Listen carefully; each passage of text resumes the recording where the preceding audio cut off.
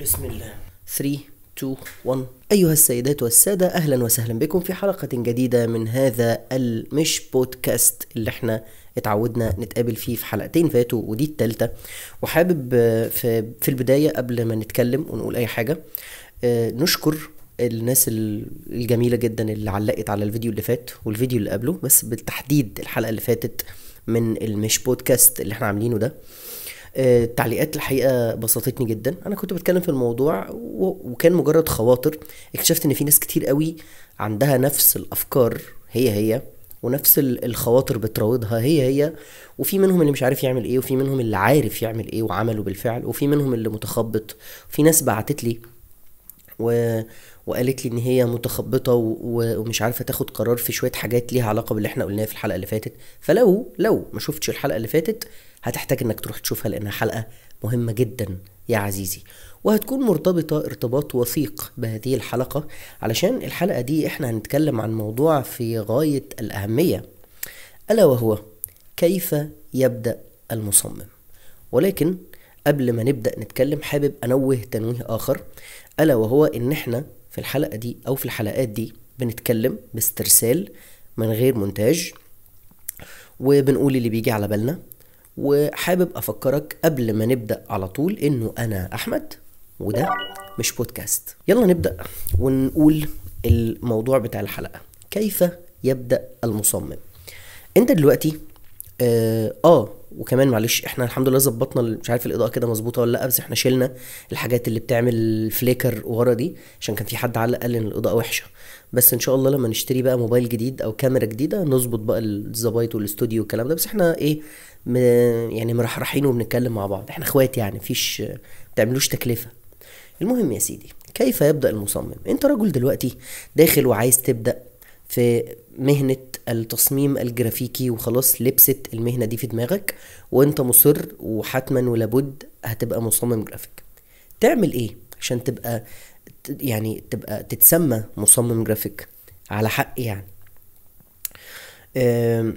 طريق التصميم، وانا هكلمك عن تجربتي الشخصية هنا، وهكلمك عن المسار الطبيعي بقى، يعني اللي هو انت المفروض تمشي فيه، وهقولك الحاجات اللي انا يعني وقعت فيها عطلتني كتير عشان انت ما تقعش فيها، عشان لما تبدأ على طول زي ما احنا متعودين بنكتب في هذه النوت بوك علشان ما ننساش احنا عايزين نقول ايه. الخطوة الاولى بداية الطريق هي تحديد المجال والهدف من وراء اللي انت عايز تتعلمه. التصميم الجرافيك او مصمم جرافيك بيطلق او مصطلح بيطلق على ناس ممكن تكون بتعمل حاجات كتير قوي. انا لو بشتغل سوشيال ميديا ادفرتايزنج انا اسمي مصمم جرافيك. لو انا بعمل انفوجرافيكس على الاليستريتور انا اسمي مصمم جرافيك. لو انا بعمل لوجوز وبراند ايدنتيتي انا اسمي مصمم جرافيك. فانا بعمل حاجات كتير قوي، ممكن اكون بعمل حاجات كتير وفي نفس الوقت انا برضو اسمي مصمم جرافيك. فانت قبل ما تبدأ يا صديقي العزيز لازم تحدد انت عايز تشتغل في ايه. طب تعرف منين انت عايز تشتغل في ايه؟ الطبيعي انك بتدخل على منصة زي اليوتيوب مثلا وبتسأل الناس اللي سبقتك بخطوات في المجال وتقول لهم ايه المجالات المتاحة، وتدخل تلقي نظرة على اليوتيوب، على البيهانس، على اي بقى، على بنترست، على اي موقع من المواقع المختصة بالصور والميديا بشكل عام، وتبص كده تشوف والله ده سوشيال ميديا ادفرتايزنج، لا ده ادفرتايزنج بس ده بيلبوردز بقى وحركات، لا ده انفوجرافيكس، لا ده لوجو ديزاين. تعرف وتشوف انت وتاخد طبعا نبذة عن كل حاجة فيهم وتقول والله انا عايز ابقى ده، يعني انا حبيت ده قوي. انا قبل ما ابدا مثلا يعني حبيت قوي فكره الاعلانات، فكره السوشيال ميديا ديزاينز، وبالذات في الفتره اللي هي يعني حصل طفره كده في الموضوع في اواخر 2018 او في 2018 و2019 حصل طفره كده، وانتشر قوي في مصر موضوع السوشيال ميديا ديزاينز ده. قبل كده ما كانش حد بيهتم بيه قوي، يعني كان الموضوع عبثي جدا وما كانش في حد مهتم بالقصه دي خالص. فقررت ان انا والله عايز اتعلم ده وعايز ابقى شاطر فيه وعايز ابذل مجهود في الاتجاه ده واتعلم واشوف ناس كتير واتفرج على حاجات سابقة واقلد وكده. فقررت ان انا عايز ابقى ده، وبعدين راودتني خواطر ان انا عايز ابقى انيميتور، قعدت اذاكر افتر افكتس واذاكر 2 دي انيميشن، وساعتها نزلت موشن كامب بقى. يعني لو في حد هنا من الناس اللي كانت في موشن كامب هيعرف انا بقول ايه. آم، فكان الموضوع بدأ كده ان انا ببدأ احدد انا عايز اتعلم ايه اصلا، وليه، وعايز اوصل لفين قبل ما اصلا افتح اي برنامج. حلو، جميل، اتمنى تكون فهمت النقطة دي. وانا قلت لك على قشور كده ممكن تعرف الكلام ده منين. ممكن تكتب في التعليقات برضو، تسأل على اي حاجة انت عايز تسأل عليها، لو اعرفها هفيدك اكيد، مش هتأخر عليك. ممكن نعمل لها حلقة نقعد نتكلم بقى في اي سؤال انتوا هتسألوه في الكومنتات. فما تنساش لو عايز تسأل على حاجة. وما تنساش برضو تعمل لايك للفيديو وسبسكرايب للشانل. يعني ما ينفعش تكون قاعد بتتفرج عليا ومش عامل اشتراك في الشانل. النقطة التانية يا سيدي ان انت تبدأ خلاص، انا عرفت انا عايز ابقى لوجو ديزاينر او عايز ابقى سوشيال ميديا ديزاينر، ده بقى اكشلي تخصص دلوقتي يعني. فبتبدأ تدخل في عالم تعلم البرامج اللي هتساعدك تبقى الحاجة اللي انت حددتها دي. بمعنى، عشان الكلام يبقى واضح، انا قررت ابقى اشتغل في مجال تصميمات الاعلانات للسوشيال ميديا والبيل بوردز والاوت دورز والحاجات دي، والبرنت كمان، الحاجات المطبوعة بقى، فلايرز وكده. قررت ابقى بشتغل الحاجات دي. فاول حاجة هتقابلني ان انا لازم اتعلم الفوتوشوب. حلو كده، ده اساسي. في برامج بديلة بقى وحاجات مجانية وبتاع، بس احنا بنتكلم عن الحاجات المشهورة جدا اللي كل الناس تعرفها عشان ما ندخلش في قصة تانية يعني. فتبدأ تشوف المجالات او تبدأ تشوف القنوات اللي بتعلمك برنامج الفوتوشوب كبرنامج، يعني كسوفت وير الاول. مفيش حاجه اسمها اللي بيعرف فوتوشوب ده اسمه جرافيك ديزاينر. انا ممكن اتعلم فوتوشوب ويبقى ذوقي وحش جدا وما بعرفش اعمل حاجه، بس انا عارف الادوات دي بتعمل ايه، فانا كده مش ديزاينر. انا بعرف استخدم الفوتوشوب زي ما بعرف استخدم برنامج الرسام مثلا، اي حاجه يعني. انت كده مش ديزاينر، انت بس بتتعلم التول، الاداه اللي هتساعدك تبقى الحاجه اللي انت عايزها. حلو، عشان نفرق ما بين النقطتين دول واحنا داخلين المجال. او حتى لو كنت دخلت المجال ومشيت فيه شويه ومتخبط كده، تبقى برضو الموضوع ده في بالك يعني. هلاقي نفسي بقابل وبخبط في قنوات كتيرة جدا على اليوتيوب بتتكلم عن الحاجات. انا بتكلم عن الحاجات المجانية، لو انت مش هتصرف في البداية اي حاجة لانك لسه بتتعلم، او لو حتى عايز تصرف في قنوات وفي حاجات تانية مدفوعة هبقولك عليها. مثلا تلاقي نفسك دخلت على قناة مصطفى مكرم، كورس. بص، كل سنة في كورس فوتوشوب كل سنة تقريبا، ما شاء الله. قناة فيها كل البرامج اللي انت عايز تتعلمها هتلاقيها جوه القناة دي اللي ليها علاقة بالميديا. الفوتوشوب بتلاقي من اول 2018 و17 لحد فوتوشوب 2024 او 23 في كورسات كاملة، بلاي ليست كده بتعلمك الادوات والجديد في البلاي ليست دي والحاجات دي، والابديتس اللي بتحصل قصدي في الفوتوشوب. فتدخل مثلا على قناة عمرو عطلة، تلاقي عمرو عطلة عامل كورس مفصل بشكل مش طبيعي عن الفوتوشوب، وبيحكي لك عن كل تول وتستخدمها في ايه وتعمل بيها ايه. فتلاقيه بيديك نبذة قوية جدا عن ازاي تتعامل مع برنامج الفوتوشوب ده اصلا، وتستخدم البين تول في ايه، وتستخدم الماجيك وان تول في ايه، وتستخدم البرش ازاي، وتستخدم اللاير ماسك ازاي. كل حاجه بقى بتلاقيه بيتكلم في كل التفاصيل اللي ليها علاقه بالفوتوشوب. فدي كده اول خطوه، ودول انا دايما برشحهم لاي حد عايز يبدا. عمرو عطله ومصطفى مكرم، القناتين دول، لان الكورسات بتاعتهم فعلا هتعلمك البرنامج كويس قوي، هتخليك شاطر جدا في استخدام الفوتوشوب وتبقى عارف كل الادوات بتاعته. وكمان ليهم فيديوز كتير غير اساسيات الفوتوشوب، ليهم تيبس اند تريكس بقى جوه البرامج نفسها. فدي كده الخطوة التانية، انك تحدد خلاص انت حددت الطريقة بقى انك تتعلم اساسيات البرنامج اللي انت هتستخدمه. دي النقطة التانية. وكمان هيختلف البرنامج. لو انت مثلا هتشتغل انفوجرافيك او تشتغل رسام، عايز تشتغل رسام بترسم بقى مشاهد وستوري بوردز والستريشن فور انيميشن، ده برضو اتجاه كده ووظيفة لوحدها. بترسم مشاهد وفيكتورز ورسومات وحاجات علشان الانيميتور ياخدها يحركها. فهتلاقي نفسك محتاج تتعلم برنامج الستريتور. ولما نقول الستريتور يساوي محمد خيال، قناة محمد خيال، يعني مع حفظ الألقاب لكل الناس اللي اتكلمنا عنهم.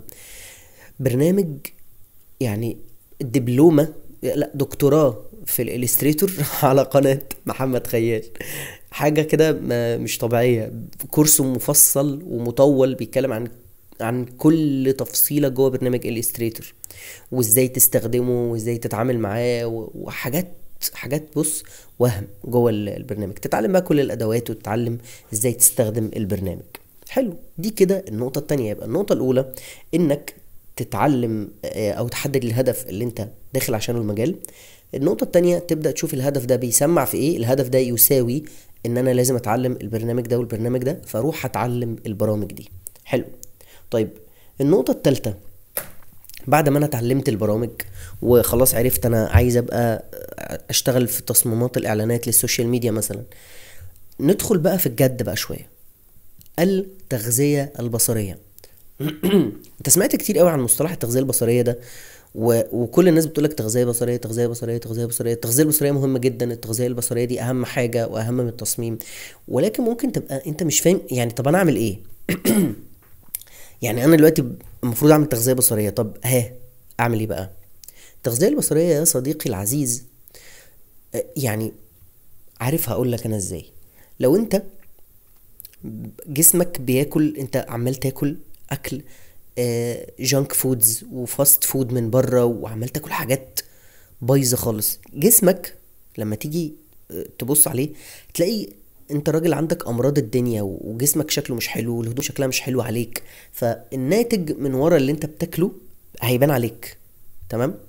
وكذلك لما تيجي تتفرج او تتعرض لتصميمات، ايا كان ايه الكاتيجوري اللي انت بتتفرج عليه، نوعية التصميمات اللي انت بتتفرج عليها هي دي اللي هتظهر عليك وانت بتشتغل. فاهم ازاي؟ يعني فكر فيها بالطريقة دي، هتلاقيها يعني عبقرية جدا. ان انت كل ما تكون بتتفرج على حاجات روشة قوي وحاجات كرييتيف جدا وحاجات مترقعة والوان بقى وفونتات شكلها حلو وبتاع، كل ما ده هيبان عليك لما تيجي تطبق، لان انت اصلا متعود، هو ده الستاندرد بتاعك. الستاندرد بتاعك الحاجات الجامدة الكرييتيف. ثانية بس نطفي صوت الكمبيوتر. فهتلاقي ان انت لما تيجي تتفرج على حاجات كرييتيف جدا ومطرقعه جدا، ده هيبان على طريقه شغلك وانت شغال. حلو كده، حلو. طيب برضو اعمل ايه انا دلوقتي؟ لو انا داخل ومقرر ان انا، طب انا داخل دلوقتي اهو افتح بنترست وهعمل تغذيه بصريه، اعمل ايه؟ ده بيتحكم في الموضوع اكتر من عامل. العامل هو التاسك اللي معاك دلوقتي لو انت بدأت خلاص بالفعل، لكن احنا هنا بنتكلم عن حد لسه بيبدأ يعني، فهنتكلم عن الموضوع من ورا شوية. انا قررت ان انا فجأة عايز اعمل شوية تصميمات للمجال الطبي، فادخل مثلا على بنترست او بيهانس، بس خلينا نتكلم على بنترست عشان بنترست ده بحر يعني. فاكتب مثلا ميديكال سوشيال ميديا ادفرتايزنج، هيطلع لي حاجات بالهبل، هيطلع لي حاجات كتيره جدا وتصميمات وكامبينز اتعملت قبل كده اجنبي وعربي وحاجات كتير قوي. ابدا اتفرج على الحاجات دي واشوفها واتعلم الناس بتستخدم الالوان ازاي، ايه الالوان الشائعه في المجال الطبي، ايه الفونتات اللي غالبا الناس بتستخدمها عشان تطلع الموضوع شكله حلو، شكل الصور اللي الناس بتستخدمها، وابدا اتفرج اتفرج اتفرج اتفرج لحد لما اكون رؤية عامة كده عن المجال الطبي. والله انا فهمت كده لما اجي اشتغل مجال طبي ايه يعني الالوان اللي غالبا الكلاينتس بيطلبوها ودايما موجودة وايه وبيتوافق عليها وحاجات زي كده. طيب التغذية البصرية يعني هتفيدني في ايه؟ خلينا نقرأ من اللي احنا كاتبينه. التغذية البصرية هتساعدك انك، احنا اتعلمنا من شويه البرامج، اوكي؟ فانا دلوقتي مثلا قررت ان انا شفت تصميم معين، التصميم ده عجبني قوي، فقررت ان انا هاخد التصميم ده، ودي ستيب 1 بقى، ان انا هقلد هو نفس التصميم. هجيب صوره شبه الصوره اللي في التصميم وفونت شبهه بالظبط، واستخدم نفس الالوان وكل حاجه، واحاول اجيب لوجو الشركه مثلا او اي لوجو يعني كروكي كده، اي حاجه موجوده على الانترنت، وهعمل تصميم شبه ده بيفيد في ايه؟ ده بيقوي مهاراتك اللي انت اتعلمتها من شويه. ما احنا من شويه شفنا كورس اساسيات الفوتوشوب. طيب انا عايز بقى اطبق المعلومات اللي اتعلمتها عن البين تول، اطبق المعلومات اللي اتعلمتها عن اللاير ماسك، اطبق المعلومات اللي اتعلمتها عن الالوان، واطبق المعلومات اللي اتعلمتها عن البرشات والحاجات كل الادوات بقى. فاهم؟ فالتغذيه البصريه زائد تقليد الحاجات اللي انا بشوفها دي، اقلدها بالظبط هي من غير ما انشرها طبعا، عشان ايه؟ ما تفزلكش يعني وتبقى فاكر ان كده محدش هيعرف يعني. لا، ده هيقوي مهاراتي جدا جوه البرنامج اللي انا بتعلمه، سواء بقى لوجو ديزاين اقلد نفس اللوجو، illustrations فاقلد نفس الاليستريشن اللي قدامي وارسم واشوف استخدم في الحته دي ايه واستخدم في الحته دي ايه واطلع النتيجه دي ازاي، والجريدينت هنا اطلعها بالوان عامله ازاي وهكذا. فالتغذية البصرية هي بالطريقة دي، هي لازم تتعمل كده في البداية لو انت بتتعلم. طبعا لما بتكون كل ما بتتقدم اكتر في مستواك، التغذية البصرية بتكون هي داخله جوه كل شغلك. قبل كل بروجكت بتدخل تتفرج على الناس اللي عملت حاجات شبه كده قبل كده، وتبدا انت تكون افكار، ومرحله متقدمه شويه مش هنتكلم عنها دلوقتي، احنا بنتكلم عن البدايه خالص. حلو.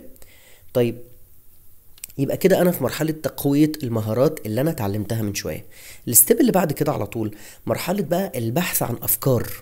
مش بس بغذي بصري، لا، انا هجيب بروجكت، فكرة بروجكت وهمي او فكرة بروجكت موجود قبل كده اتعمل لأي بزنس او لأي انسان موجود، وهبدأ ان انا اقول انا عايز اعمل نفس الموضوع ده، اعمل له تصميم بس بطريقة مختلفة. فابدأ ابحث عن افكار لموضوع معين. مثلا كان مثلا شركة وي بتاعة الاتصالات عاملة كامبين جديدة للصيف، بما ان الصيف داخل يعني، فدايما تلاقيهم بيعملوا كامبين كده للصيف. كامبين الصيف دي بتتكلم ليها موضوع معين. كان في مرة قبل كده كان اسمها كيكس باين، ولا كان مش فاكر بصراحة اسم البروجكتس او الكامبينز اللي كانوا بيعملوها، بس دايما هتلاقيهم في البداية بيعملوا كامبينز للصيف. طب ابدأ اشوف موضوع الكامبين دي عبارة عن ايه، وابدأ ادخل ادور على تصميمات شركات الاتصالات اللي اتعملت عن الصيف قبل كده، واستخدموا ايه، واستخدموا صور شكلها عامل ازاي، وطبعا هوية الشركة مثلا باللون الموف. فانا ابدا اشوف التصميمات او اللون الموف اقدر استخدمه ازاي جوه الكامبين دي بالذات. فاهم ازاي؟ هنا بقى مرحلة حتى يعني مكتوبة هنا، البحث عن افكار مختلفة وتنفيذها لتقوية الابداع. انا كاتب كده في الورقة. اوكي.